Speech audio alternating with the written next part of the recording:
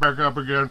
All right. My friend Max is on the line with me. We just spoke with Donna Taylor. She's very stressed out. She's trying to get Mark off the drugs. We're talking about these drugs right now. This is Max talking. We're recording now. Everything seems to be working. We got a lot of people in the blog TV chat room. So I'm sorry to have been going off and trying to do this, but blog TV has been screwing up lately. But we got a lot of people in the chat room. We got a lot of people listening here. So go ahead, Max. The name of the book again. The name of the book, License to Kill. License to Kill by Andrew G. Robbins. It's a very thin book. It's about 58 pages. And this guy, he's probably done more research than I have. He's more specific, as where I'm a little general and across the board on many subjects. But it all funnels down to one thing. They can't just go up to you and put a gun to your head and pull the trigger. They have to use various social engineering mechanisms to take you out. And I'd like to read the introduction because he pretty much sums up how I feel. And this is somebody who's actually had a book published. I just fell upon it during my research. So this is the introduction. It goes, what you are about to read may come as a total shock to you. Since most Americans have been conditioned to revere medical professionals as heroes of our society, your first reaction to the content of this book may be disdainful. You may think me an alarmist or someone who has a personal vendetta against the medical system. Whether or not I am an alarmist is perhaps a matter of opinion, but I assure you that I have no personal axe to grind. The problem with communicating bluntly and forthrightly as I do throughout this book, instead of taking the reader through a slow and gentle process of paradigm change, is that presenting a case with a barrage of information all at once to a person who holds to a different belief is like trying to wake someone from a deep sleep by dousing them with a bucket of ice water. It is offensive, and because of the reactionary response that often ensues, the argument being presented is not often readily accepted by the hearer, or in this case, the reader. I have found that broaching the subject with some people is almost like trying to convince someone that his lifelong religious convictions are wrong. A person like that will most often not be persuaded in just one or two conversations, especially if the one doing the proselytizing is doing all the talking and simply blasting the hearer with philosophies and facts, giving no opportunity for meaningful interaction. But because I don't have the opportunity to present the facts here in a slow, gentle process, I must ask you to read on with an open mind. I must also warn you that while I do not go out of my way to be offensive in my phraseology, I also do not attempt to hide my revulsion regarding the issues of which I speak.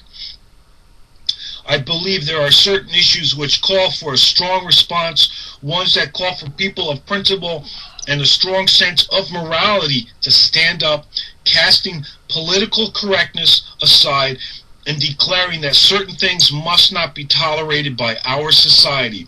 That is why I wrote this book. Yes, I'm angry and sickened by much of what is being called, quote, healthcare. And I hope you are angry and sickened by what you read here as well, angry enough to do something about it.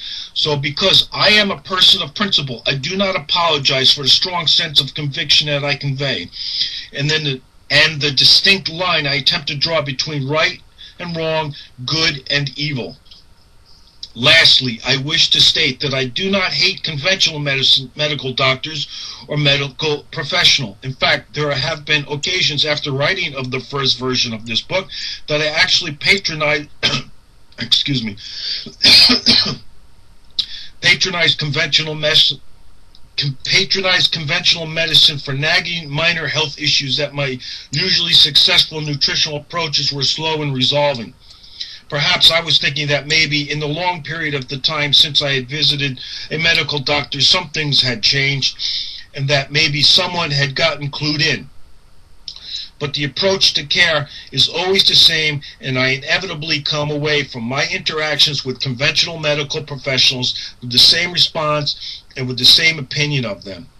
So while this book may seem like an attack on medical profession, it is really a declaration to lay people that the caregivers to whom we have trusted our health have misled us, some unknowingly and some with full knowledge.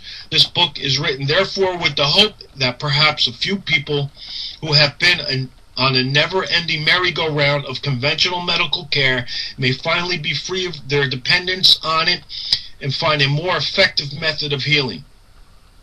It is also written with the hope that maybe there is a minute chance that this book will fall into the hands of a conventionally trained medical professional whose mind is open enough to reconsider the efficacy of her training as an end-all and be-all of healthcare. To the conventional medical professional who might be reading this, allow me to state that I respect your hard-earned degree. The sacrifices you made to be where you are now are to be commended and appreciated.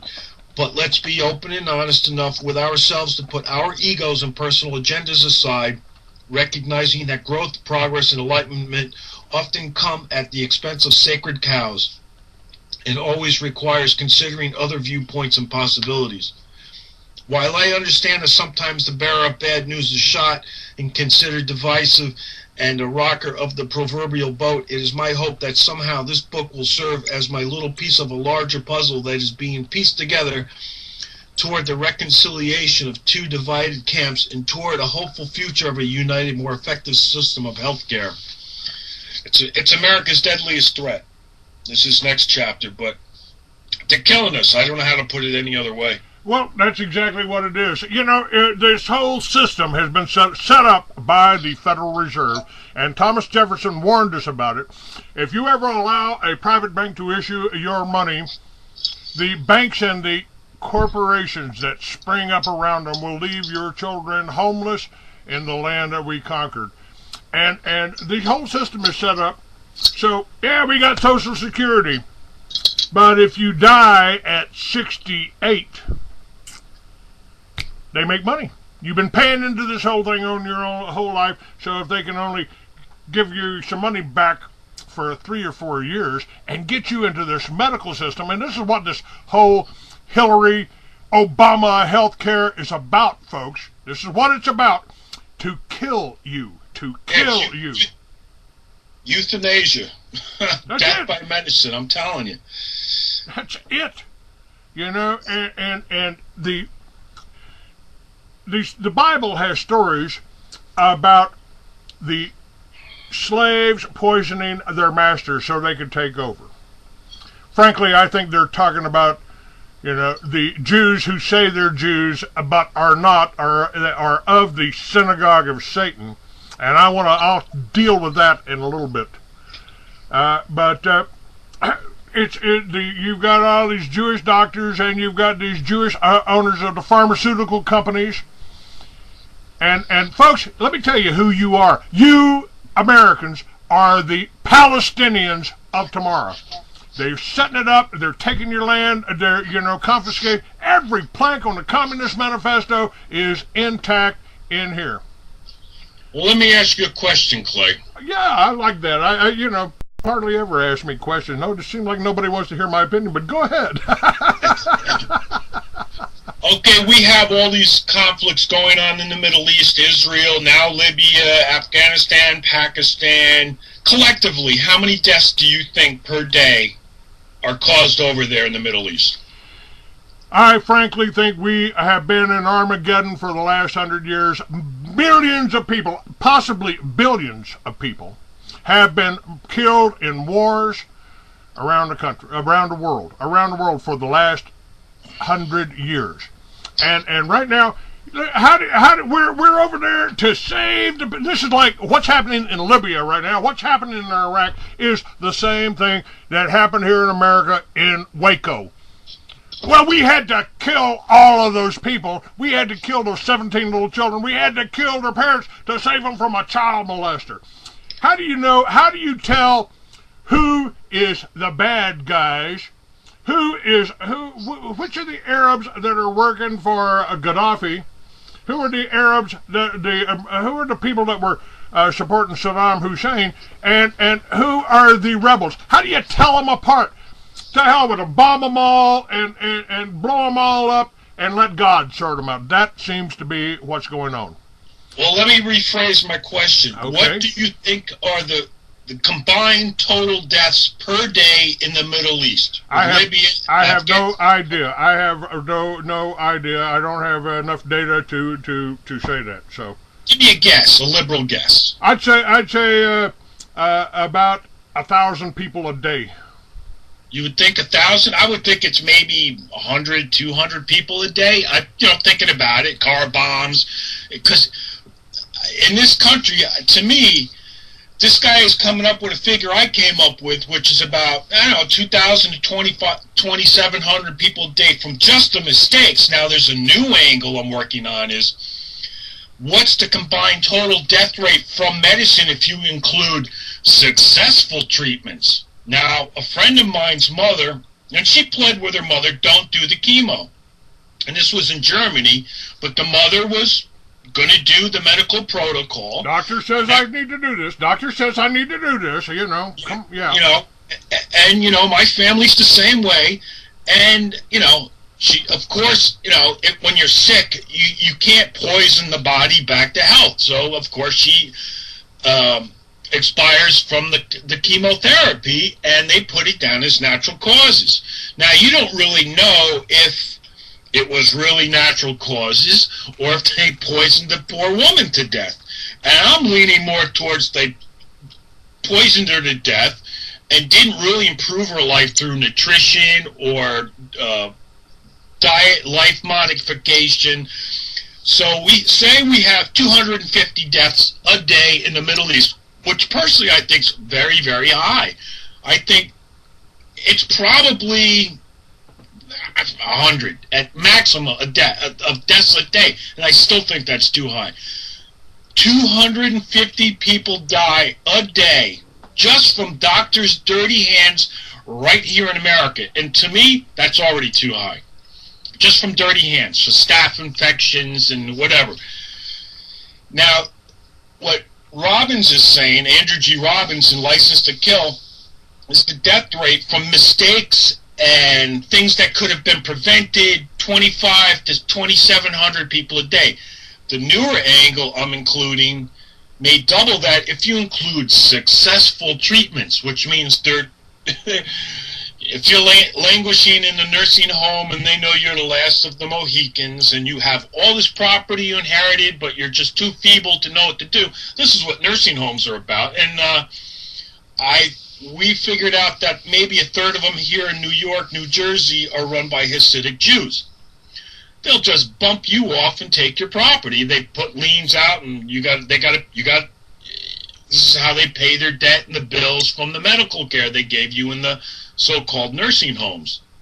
And then there was one incident where a Catholic nun checked into one of these nursing homes in New York, and they had one of these, chipboard, that hard, it's not plywood, that 3/4 inch stuff they make counters out. If it gets wet, it swells up. It's not really wood, but it's very heavy because it has a binder in it that makes this sawdust particle board very heavy. Well, they had one of these cabinets up against the wall. They didn't have it affixed to the wall, the Hasidic Jewish nursing home. So this cabinet fell on top of this nun, and she was there for hours until she finally died. All these nursing homes, they will not give you the best care. They don't care about you getting healthy, and probably in most of these cases, you're probably not going to get healthy. But I don't see it as the way to go out, personally, So the new angle is how many people are dying from successful treatments, the chemotherapies, and then they list it as natural causes, and it's not a medical mistake. So this may almost more than double the figure, and I have trouble saying 4,000, 5,000 people a day. I'm like, well, it's not really anybody I know, so it's probably mostly older people or people who don't really have a family to recognize that they're gone.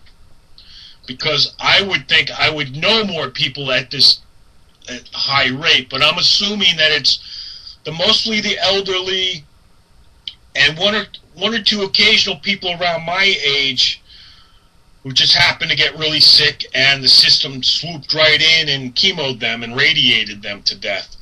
And it's such a high figure. I still have trouble getting my mind around it, but these are the numbers I'm coming up with. Well, let me give you, just speaking about something that's hard to get your mind around.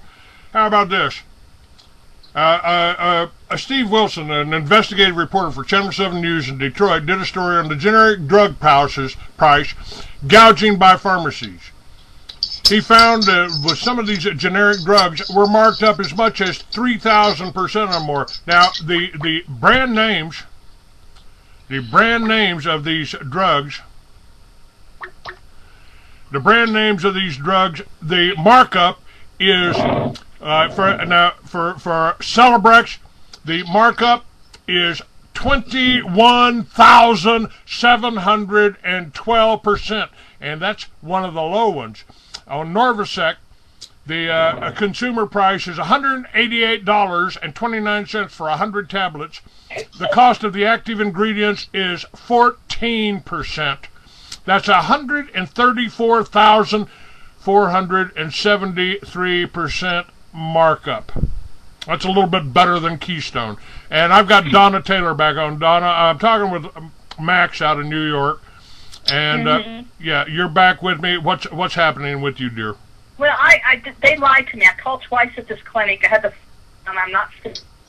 And they said, "Oh, come on over. We can do the blood work and all that kind of crap." I get over there. It's nothing for them to lie and run you all over trying to run for these drugs. So okay? What's happened? What's going on? Is the drugs are not good for you, and then they lie to you when I told her on the phone he's got to have his meds right away because he's out and he came in from Arizona. Okay, he can't just jump cold turkey off these things. Now guess where I have to go, Clay? Where? I got to go over to the emergency room.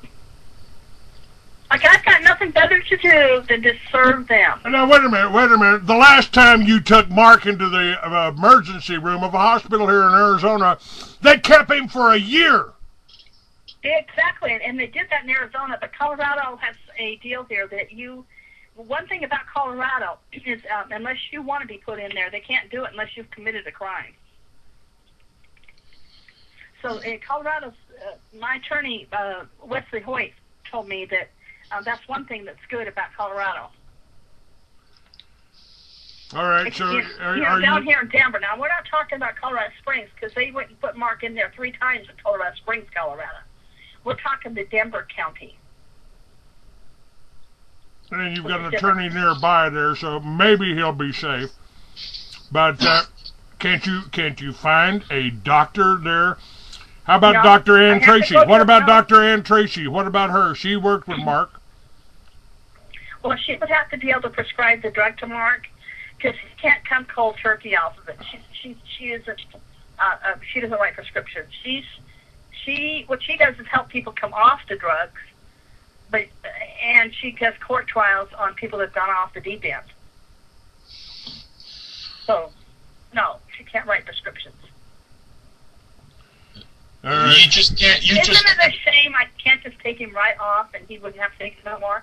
No, we have to go in and continue to be on the drug until we can get off of it safely. Now, I don't know if I was told another lie a few minutes ago. I just went into the clinic. What was the name of it? Community Research up here in Thornton. Yeah, okay. And you know what they told me? What? What'd they tell you? They just tell things that aren't true. What did they say? What did they say, Donna?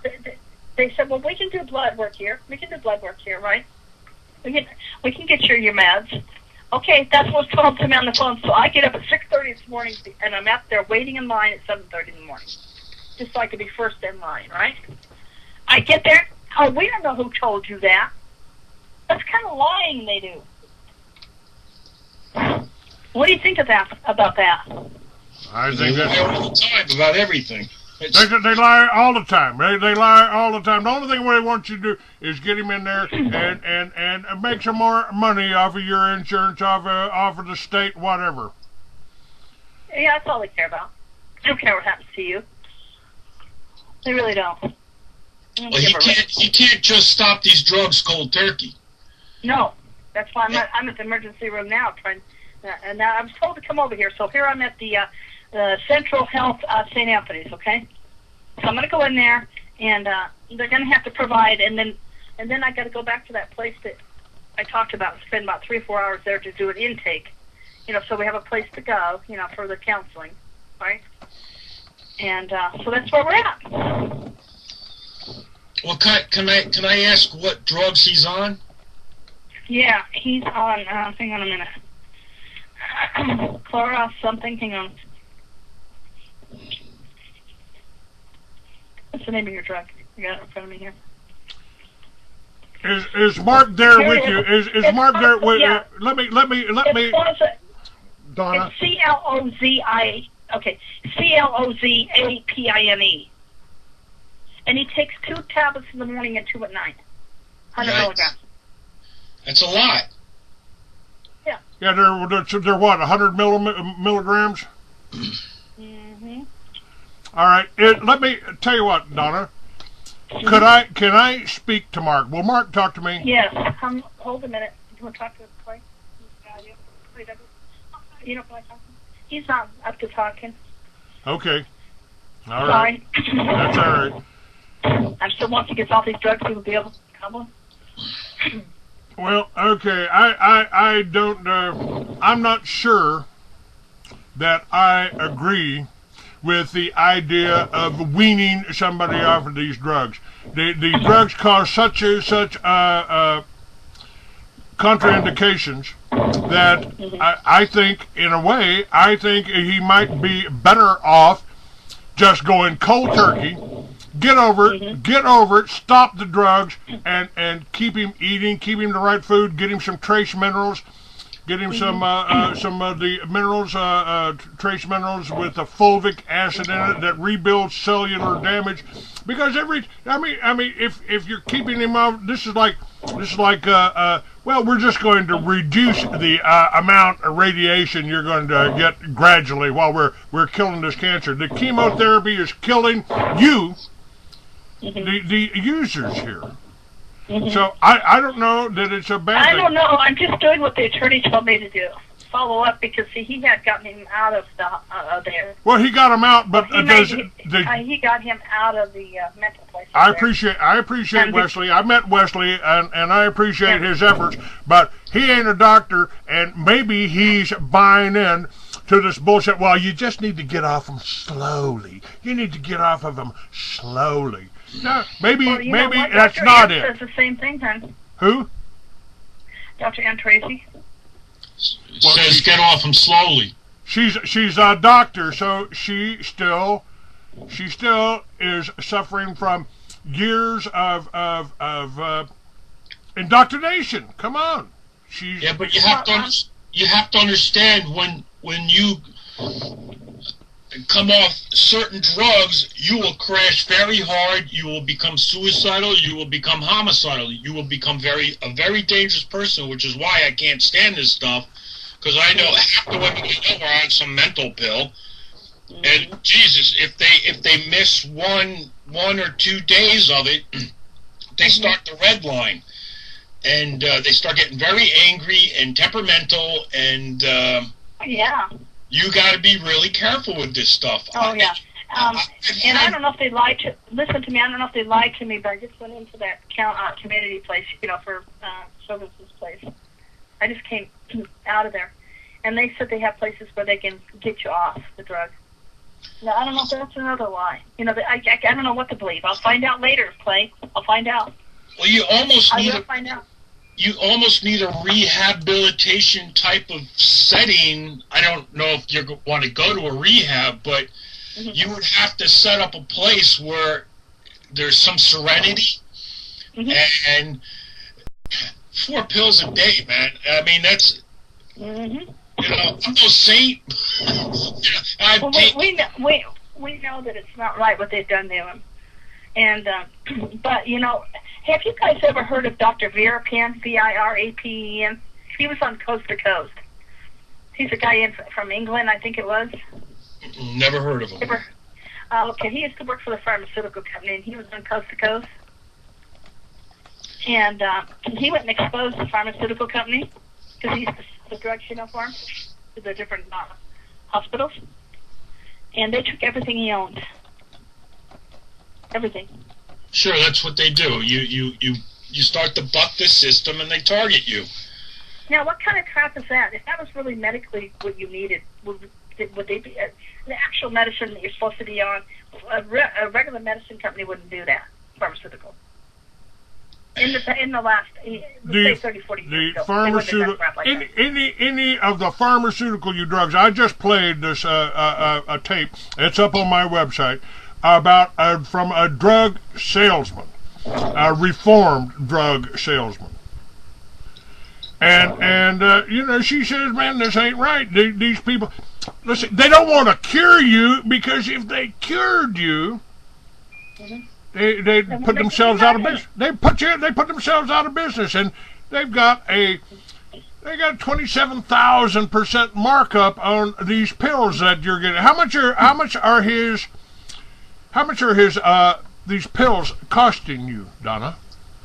Well, what's your prescription?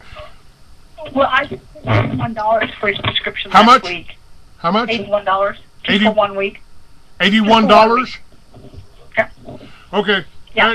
And that's because I couldn't get his Medicare card back because Arizona's holding it. In other words, they could use the Arizona medical card for the visit, but it wouldn't pay for the mask. Okay. And he had Medicare and Speaking to the phone here, you just faded out. I couldn't hear you. Okay, he was on Medicaid. Pardon me, not care, Medicaid, in Colorado before they held him hostage in Arizona. And I have to fight to get that all back now. I'm going to do all this paperwork and all this crap again. Okay? Part of the control. Part of the control here. Well, yeah. As you can see, it's multifaceted problem. It's not just getting off the drugs. It's then dealing with so-called professionals that are giving you misdirection and wrong advice and this. No, hold the phone away from your breathing into the phone, and we can't even hear Max when he's talking here. You got to just hold the phone a little bit away from your face here. I'm sorry, but that's I don't think that's your phone. It's just the way you're holding it. Now we can hear you all right. Now we're not hearing your breathing. Okay. Well, I've got to go in the hospital right now, Clay. Okay. I call back and give some more information here. But, all right. I'll just tell you what's going on in this hospital. Well, I think I know everything that's going on. All right. You keep me informed of whatever, and I will. I'll pass on this information. I do want to say one thing. When I was in the clinic, yes, ma'am. There, and the people are sitting down. Yeah. Nobody acted right on those drugs, and everybody's eyes were dilated. Well, and there was a darkness in their eyes, a real darkness. They had me on these drugs for 3 months, and Donna, I walked away from it. Now, I'm not suggesting that you or anyone do what I did. I don't suggest that anybody got the attitude. I think the only thing they really screwed up on was trying to overdose Clay Douglas. It just ain't gonna happen. But I walked away. Now, be sure he takes this Depakote. Make sure he takes this Depakote. No. The only thing I need is a joint and a Harley. Thank you. Mm-hmm. And that's all I've ever done since.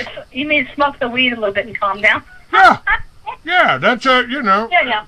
And they told me, that calms you down. The nurses don't do that other to you. The black male nurses in the hospital said, "Boy, you were one mean son of a bitch, boy. You pulled pictures off the wall and beat us over the head with it." I said, "Well, that should have been a clue to you. You had me on the wrong medication." Mm-hmm. Okay. But this is what happened. But I walked away. I walked away cold turkey. I gotta run. All right, dear. Thank you very much. Appreciate you calling in. Bye. We'll be praying for you. Thank you very much, folks. I walked away from it. with no side effects, nothing wrong. No, well, maybe I had withdrawals, I don't know. You know, my whole family walked away from me. Maybe I was just crazier than hell. I don't know. But you've been listening to me for the last 6 years since I got out of the hospital. Do I sound crazy?